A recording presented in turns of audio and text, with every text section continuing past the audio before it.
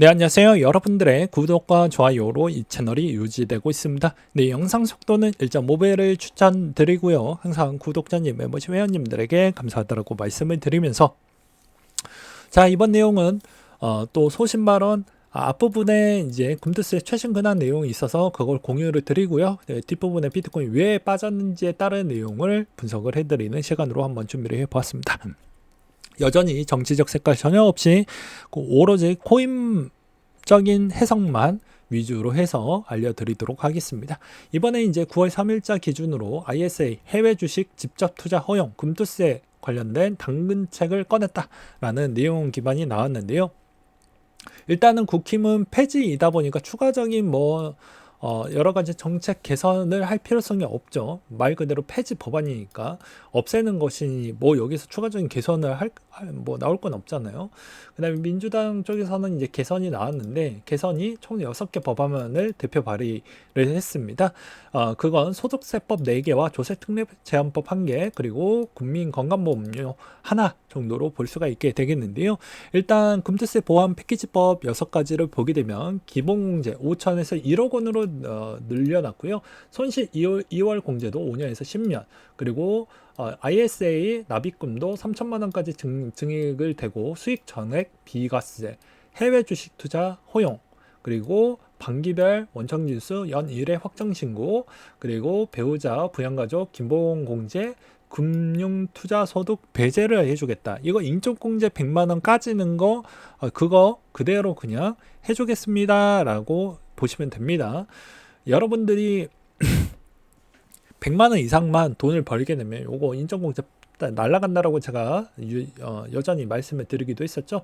그 다음에 건보료 부분에서도 건보료 포함 안 시켜주겠다라고 이야기가 나와주고 있는 실정입니다. 근데 엄밀히 따진다라고 하면요, 이것도 좀 약간의 말장난이 조금 있긴 하는데 여기에서도 이제 보게 되면 자,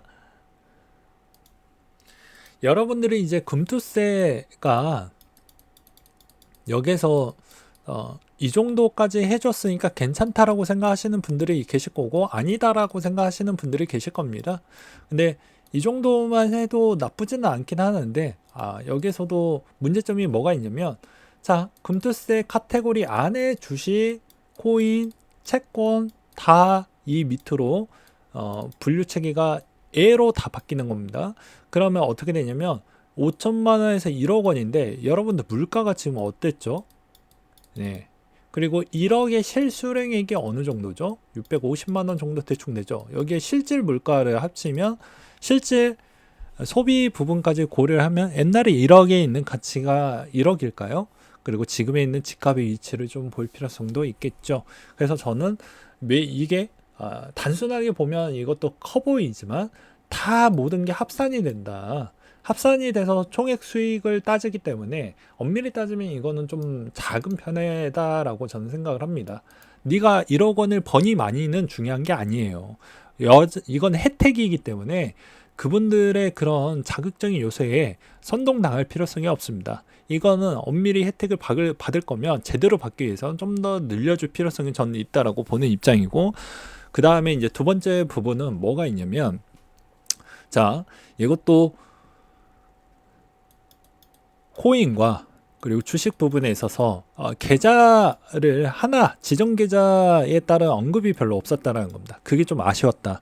그러면 지정 계좌만 혜택을 받고 지정되지 않았던 계좌는 혜택을 못 받게 될 것인데요. 그러면 자, 코인 부분으로만 코인 계좌만 등록을 해 놓으면 주식도 멀티로 하시는 분들은 혜택 아무것도 안 받겠죠. 주식만 하면 코인에 있는 혜택 아무것도 못 받겠죠.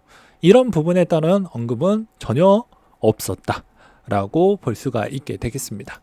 이런 점은 좀 아쉽다라고 생각을 해볼 수가 있겠고요. 그 다음에 이제 세 번째로는 코인적 관점으로 보았을 때도 여전히 이제 금투세가 만약에 폐지를 되면요, 사람들이 잘 모르시더라고요. 이거 그냥 기타 소득세로 바뀌게 됩니다. 네. 소득세로 바뀌게 되고요. 이거 그대로 적용을 하게 되면 해외 주식 투자 허용을 왜 해주었냐라고 저의 그냥 개인적인 매우 주관적인 생각을 해본다고 하면 비트코인의 ETF를 여기서 어느 정도 법적인 보호 테두리 안에 들어가고 선택적인, 그러니까 너가 어떻게 보면 민간 거래소에서 비트코인을 사도 상관이 없지만 법적인 테두리 안에서 보호를 다 받으면서 할 수 있다라고 하면 이 ETF도 열어줄게 라고 저는 생각을 하고 있습니다. 그러면 어떠한 피해가 발생을 했다라고 해도 국회의원은 요리조리 피해 나갈 수 있죠. 그러니까 왜 법적인 테두리 안에 있는 신고되어져 있는 증권거래소 안에서 ETF를 거래를 하면 될 것인데 왜 굳이 민간거래소에서 했냐 라고 질타를 할 수 있죠. 여러분들은 민간거래소를 믿으시면 안 되는 이유 중에 하나는 민간거래소가 어땠습니까? 보험료 비싸다라고 해서 연명 지랄을 하고 있죠. 예치금은 10%도 만 해놓고 그 만약에 진짜로 문제가 발생을 하면 그거 보상받을 수 있는 부분이 거의 없습니다. 마운트콕스 부분이 물론 국내 거래소는 진짜 어렵긴 하지만 만약에 안 일어난다라는 보장성은 없기 때문에 만약에 이루어지면 마운트콕스 사태와 거의 유사하게 나올 수도 있어요. 거의 극히 낮긴 하지만 그래도 그런 측면을 어느 정도 방지하려면 차라리 ETF 부분으로 이렇게 해주었던 이유는 다 그런 내막성이 좀 있다라고 저는 생각을 하고 있는 실정입니다. 그리고 이 패키지 법안에 있는 모순은 무엇이냐면요. 어찌 보면 국내 주식을 약간 좀 더 선진금융화법으로 개선해보자라는 취지가 들어갔는데 취지도 좀 어긋나져 있는 취지가 해외 주식 투자 허용을 좀 넣어놨다라는 건 투자자 입장에서는 좋을 수는 있지만 본질에 있는 의미가 좀 훼손되었다라고 또 볼 수는 있습니다. 그래서 이 점을 잘 참고해 보시길 바라겠고요. 개개인별로 이제 본인의 생각도 댓글로 굼트스에 관련된 생각을 댓글로 또 남겨주시면 정말 감사할 것 같습니다. 이번에 이제 비트코인이 좀 많이 내려가기도 했었는데요. 최근 동향을 보게 되면요. 자, 요즘에 이제 나스닥이 버텨주지 못하고 있습니다. 오히려 더 많이 내려가고 있는 실정을 보고 있는데요. 9월 달에 이제 금리 인하 부분도 이제 좀 가까워졌고 하다 보니까 요즘 기사 내용에서는 이렇게 좀 분석을 하고 있습니다. 무슨 말이냐? 이제 미국 제조 부분이 좀 50을 하회하면 어떻습니까? 이제 위축기다. 경기가 안 좋을 수 있다. 라는 이야기가 나와주고 있는데요. 그냥 간단하게 이야기를 하면 이제 무슨 말을 해보고 싶냐면 요즘에 이제 반도체에 있는 애들이 힘을 많이 못 씁니다. 근데 반도체는 AI와 또 연결이 되어져 있죠. AI는 AI 코인과 연결이 되어져 있죠. 그렇다 보니까 엄밀히 따진다라고 하면 반도체가 대부분 지수를 많이 올려주었는데 이제 이 돈이 어느 쪽으로 가고 있냐면 배당 쪽으로 돈이 흘러가고 있다라는 것입니다. 그래서 요즘에 고배당 쪽으로 돈이 흘러가고 있다라는 건 코인에 있는 자금에 있는 ETF에서도 돈이 당장 들어오지 않는다라는 거죠. 대부분 어떻게 보면 액티브한 쪽이 코인하고 반도체 쪽이라고 볼 수가 있는데 오히려 이런 쪽에 자금이 들어오지 않고 대부분 안정적이면서 기존에 있었던 배당주 쪽으로 좀 많이 흘러가고 있습니다. 제가 이제 주식도 같이 투자를 하고 있기 때문에 이런 점에 대해서는 가장 빨리 알 수가 있습니다.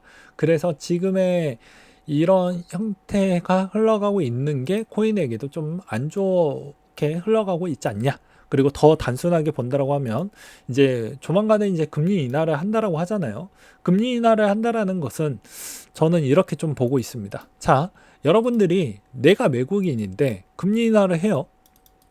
이제 5.5예요. 근데 이게 몇 퍼센트 될지 모르겠어요. 앞으로 이제 계속 내려갈 거다라고 하면 이제 앞으로 미국 은행에다가 달러의 환차익도 있었지만 플러스 이자도 있었으니까 여기다가 계속 머물려고 했죠. 쉽게 이야기를 하는 겁니다. 근데 이게 점진적으로 계속 내려간다라고 하면 여기다가 돈을 넣을 필요성이 없게 되는 것이죠. 미리미리 이제 자산이 저평가되어 있는 쪽으로 돈을 이동하려고 하는 그런 형태가 지금 현실적으로 보여주고 있다라고 생각이 들고요. 그 다음으로는 앞으로 이제 조만간 이루어지는 포인트는 전 좀 두 가지를 좀 보고 있습니다. 무슨 말이냐면 캐리 트레이드 자금이 어느 정도 이탈을 해줄 것이다라고 생각을 하는 게 이게 엄밀히 따지면 미국이 코로나 이후에 마땅하게 안정적이면서 수익성을 극대화하면서 환차익까지 가져갈 수 있는 유일한 자금줄이었어요. 근데 오히려 이제는 그 기간 대비해서 이제 조만간에 인하가 되는 형태이다 보니까 여기다가 돈을 이제 넣을 필요성이 없는 것이죠. 그리고 대부분 여기서 이제 좀 꺾이고 있는 추이가 왜 나오냐면 자산적 추이에서도 제가 저번에도 이야기를 했지만 요 코로나 이후에 예, 코로나 이후부터 보게 되면 어마무지하게 올랐습니다. 예, 코로나 때 좀 많이 올랐다가 이제 조정받고 요 구간 때 지수가 2배가 올랐어요. 이 말의 의미는 개별 종목이 2배 이상, 최소 2배 이상 올랐다는 겁니다. 그래서 뭐 엔비디아 뭐 단기간에 뭐 10배 이상 올라가기도 했었죠. 예, 그런 것을 보게 되면 아마도 이제 차익 실현 물량도 좀 나올 만한 추이와 조정적 추이가 같이 나오고 있다 보니까 대부분 현금성을 좀 가져가려고 하는 그런 모습이 좀 보여지고요. 여기서도 이제 소비가 이제 좀 더 활성화될 것이냐 아닐 것이냐는 요 몇 개월 추이까지는 소비가 좀 좋아질 수 있습니다. 뭐 아무래도 여기서 차익 실현을 했던 물량이 있으니까요. 근데 여기서 추가적으로 지수가 더 안 올라간다고 하면 여기서 이제 지지부지 한다라고 하면은 소비 부분도 오히려 내려가겠죠. 왜냐? 내가 이런 심리와 비슷합니다. 옛날에 비슷한 한국 경제에서 나왔던 내용이 있었는데요. 그 기반으로 설명을 하면 자 이것도 21년도 8월 달이죠. 부동산이 한창 핫했을 때 내가 실현금은 아니지만 그냥 찍혔던 자산 가치로 보았을 때는 내가 5억을 벌었는데 명품 안 살 이유가 뭐가 있냐. 그러니까 미국도 마찬가지죠. 내가 지금 지수 투자 해놨는데 내가 이 정도 돈을 벌었는데 앞으로 지수 투자가 더 돈이 들어올 것이다라는 심리적 부분이 있다라는 것이죠. 그래서 그런 쪽을 여기에서 이제 추가적으로 행보가 더 많이 나오게 되면 아무래도 소비도 이제 점진적으로 잡히면서 이제 곧바로 이게 2%에 또 근접을 했기 때문에 2%에 근접을 했다는 거 어느 천천히 내려가는 게 아니고 수직으로 내려갈 수도 있다 보니까 아무래도 이제 얼마나 연준이 대응을 더 잘할 것이냐 거기에 따른 신뢰도가 있을 것이냐에 따라서 좀 달라진다라고 표현을 할 수가 있게 되겠습니다. 그런 형태이다 보니까 오히려 어찌 본다라고 하면 ETF에는 자금적 추이도 이제 잠깐 눈치 보기 있는 장으로 흘러가고 있고 오히려 이때다 하고 이제 그레스케일에 있는 매도 물량도 좀 더 많이 나왔고요. 여기 좀 더 많이 나왔고 그게 선물에 미치는 영향도가 좀 많이 끼쳤다라고 저는 생각을 하고 있는 실정입니다. 그런 움직임을 좀 보여지고 있는 실정이다 보니까 아마도 나왔던 물량이 좀 있었고 비트코인 청산 비중 좀 높았고 그 다음에 이제 여러 가지 알트코인들도 좀 많이 보여지기도 하는데요.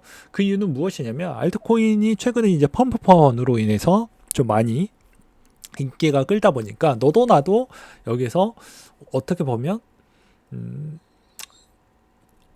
여기에서 이제 어떻게 보면 내가 주인공이 좀 되어보고 싶다라고 생각을 해서 대부분 이쪽에도 투자를 좀 많이 하셨던 분들이 있을 겁니다.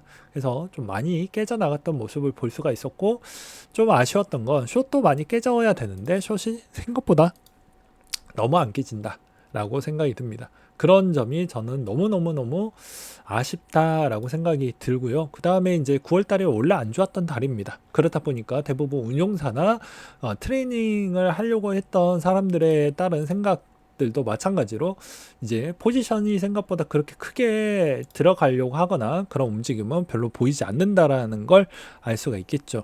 그리고 이제 엄밀히 따지면 지금 CEX 그러니까 즉 거래소에서 머물고 있는 뭐 구간적 추이도 한동안 230만 개 정도에서 계속 놀고 있는 것도 엄밀히 따지면 좀 안타깝다라고 생각이 듭니다. 그 이유는 무엇이냐면 뒤에 가서도 설명을 한 번 더 하겠지만 전체 스테이블 코인에 따른 총량적 추이도 많이 늘지 않고 포지션 정리를 해서 스테이블 코인에 있는 도미넌스가 좀 변화가 생겼다라고 하더라도요. 오히려 그냥 관망하는 형태로 가고 있는 형태가 많이 보이시기 때문입니다. 그래서 투자 부분에 재투자 형태로 흘러가지 않고 오히려 그냥 좀 더 주춤하고 계속 관망하자라는 형태가 많이 보여지고 있기 때문에 그런 점이 좀 아쉬웠다라고 생각을 하고 있는 바입니다. 그 다음에 시간 관계상 때문에 알트코인 이제 마지막으로 이야기를 해드리려고 하는데요. 바이낸스 CEO가 고팍스 메가 협상에서 언제 이걸 돈을 애치자들 돈을 언제 돌려줄 것인지 이게 좀 이슈가 많이 되어가고 있고 그 다음에 이번에 이제 KBW 하고 있죠. 네. 이것도 제가 매번 이야기를 했지만 실제 KBW에서 볼 거는 별로 없어요. 예, 여러분들이 뭐 그 안에서 뭐 비즈니스를 하든지 마케팅을 하든지 이거 아니고서는 솔직히 뒤풀이에서 정보가 더 많이 나오지 앞부분에서 거의 나오지 않습니다. 그리고 대부분 이제 한 7년 넘게 이제 투자를 해보셨던 분들은 아마 아시겠지만 이 코인판이라는 게요, 엄밀히 이 비즈니스 구도를 이쁘게 짜야지만 어느 정도는 평가적 추이를 좀 받을 수가 있어요. 그러니까 저번에도 이야기를 했지만 코인의 시가총액은 중요하지 않아요. 그건 노드 검증용으로 돈이 모인 것 뿐이고 실질적인 기업에 있는 가치는 스타트업 수준밖에 안 되기 때문에 스타트업에 따른 그런 투자 유치도 엄밀히 따지면 경계에 밀접한 관계도가 있다 보니까 거기에서 투자 유치가 계속 원활하게 될 거라고 하면 경기가 좀 안 좋아지고 질 때도 스타트업이 경쟁력이 없으면 자금이 좀 잘 안 들어오겠죠. 그런 것도 좀 보시면서 대응을 하셔라. 그래서 KBW 부분에 저는 글쎄요, 한 3모 정도, 물론 이제 호기심이 많으신 분들은 뭐 하셔도 된다라고 보는 입장입니다. 그리고 마지막으로 한 구독자님께서 이제 ETF 언급이 좀 많다, 알트코인 이야기도 좀 많이 해주었으면 좋겠다. 저의 이제 속뜻은 무엇이냐면요, 신규 구독자보다 기존 구독자분들에 따른 생각을 종합적으로 저는 둘 다 챙겨 드리려고 하는 것입니다. 무슨 말이냐면 오래 투자를 해보셨던 분들이라고 하면 여기를 잘 견뎌내셨던 분들도 많이 계시겠지만 제가 저번에도 이야기를 했듯이 모두 다 이걸 견뎌낼 수는 없거든요. 이 굴곡에 있는 이 굴곡선을 다 견뎌낼 수는 없어요. 그러다 보니까 한 번 다치면 이 다치는 회복 기간이 2배 이상 재활을 해야 됩니다. 네, 심리와 육체적인 재활을 2개 다 해야 돼요. 그러니까 2배 이상 고생을 하는 것이죠. 그걸 많이 체험을 했고 같이 또 그걸 경험을 해봤기 때문에 최대한 덜 다치면서 그러면서 가성비 있게 투자를 하는 부분에 따른 언급을 드리는 겁니다. 그리고 이제 그 구독자님에 따른 의견도 저도 존중을 하지만 제 숨은 의도는 기존에 지금 알트코인들이 주의 종목 대상이 몇 가지가 많이 보여요. 저번에도 이제 금융위원회에서 발표를 했기 때문에 만약에 언급을 한다고 해도 저는 내년 한 3만 기 정도 주의 종목 지나고 나서 언급을 하는 게 엄밀히 따지면 바람직하지 않냐라고 생각을 합니다. 왜 그러냐? 한번 생각을 해보십시오. 우리가 위믹스가 그렇게 상장 폐지됐다가 다시 2.0으로 돌아오고 이런 형태로 돌아올 줄 알았겠습니까? 그러니까 마찬가지로 그런 장난치는 게 너무 많고 경우의 수를 너무 많이 따져야 되고 엄밀히 따지면 정보성에 따른 그런 추이를 아무리 분석을 잘한다고 해도 그걸 거의 실시간적으로 계속 그 코인에 대해서만 집중을 해야 된다라는 형태로 본다라고 하면 엄밀히 따지면 약간은 투자를 혼합적으로 할 필요성은 전 있다라고 보는 입장입니다. 그러니까 노동 강도가 가성비가 너무 떨어진다라고 보는 게 맞겠죠. 그래서 웬만하면은 이제 어떻게 될지 모르니 상장 폐지되면 또 그것도 엄청나게 손해이지 않습니까? 그래서 저는 웬만하면 이 기간이 좀 지나고 나서 언급을 하려고 하는 부분은 있다. 너그러이 좀 이해를 부탁드린다라고 생각이 들고요. 그 다음에 이제 가끔 어느 정도 이슈가 있을 만한 알트코인들은 또 가끔씩 몇 달에 한 번씩은 정리를 해서 알려드리잖아요. 그러니까 그런 형태로 또 봐주셨으면 좋겠습니다. 그리고 여전히 투자는 유연성이 전 필요하다고 보는 입장입니다. 무슨 말이냐면 약간 고지식하게 했었을 때도 수익성이 좋을 구간대가 있는데 그건 약간의 이제 시즌용 형태라고 생각이 들어요. 그래서 투자는 약간 유연하게 봐야 된다.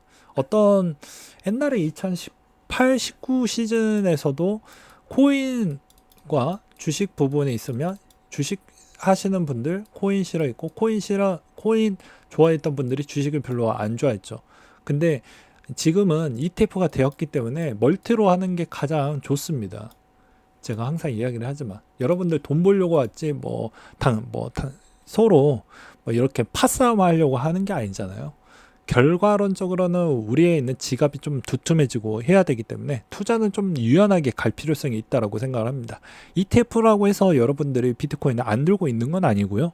여전히 여러분들이 비트코인을 좋아하고 그 다음에 알트코인을 좋아하는 이유는 변동성이 크고 그 변동성 안에 내가 거기에 주인공이 돼서 기회를 또 노려 보이기 위해서 이 시장에 계속 접근을 하는 거라고 생각을 합니다. 근데 거기에서도 내가 주인공이 안 됐을 때도 생각을 해봐야 되지 않을까요? 그래서 덜 다치는 부분을 멀티로 제발 투자를 하는 습관도 가져가는 게 낫다라고 보는 입장입니다. 그래서 마지막으로도 제가 요 내용을 또 준비를 했던 이유가 최근에 이제 스위스나 그 다음에 노르웨이 구프펀드도 마찬가지로 비트코인에 직접 투자를 할 수 있을 만한 환경적 요건이 안 돼서도 그럴 수도 있겠지만 반대로는 이제 코인베이스나 마이크로 스트래티지를 투자를 한다라는 건 항상 제가 이야기를 하잖아요. 부자와 스탠스를 같이 맞추주던지 국민연금도 마찬가지로 마이크로 스트래티지를 투자를 하고 있다라는 걸 본다라고 하면 대부분 구프펀드들은 장투를 합니다. 그럼 여기서 우리가 알 수 있는 점은 무엇이 있을까요? 마찬가지로 굳이 비트코인에 너무 매몰돼서 투자를 하는 것 대비보다 좀 더 융통성 있게 투자를 하면 그나마 나보다 내 위에 사줄 수 있는 대상자가 훨씬 더 많고 거래량도 또 되기 때문에 그런 이점도 좀 생각을 하면서 같이 멀티적으로 투자를 하자라는 차원으로 다시 한번 말씀을 드리는 바입니다. 그래서 좋은 의견 항상 주셔서 정말 감사하고요. 또 여러 가지 또 의견을 댓글로 남겨주시면 정말 감사할 것 같습니다. 네, 이상으로 마치도록 할게요.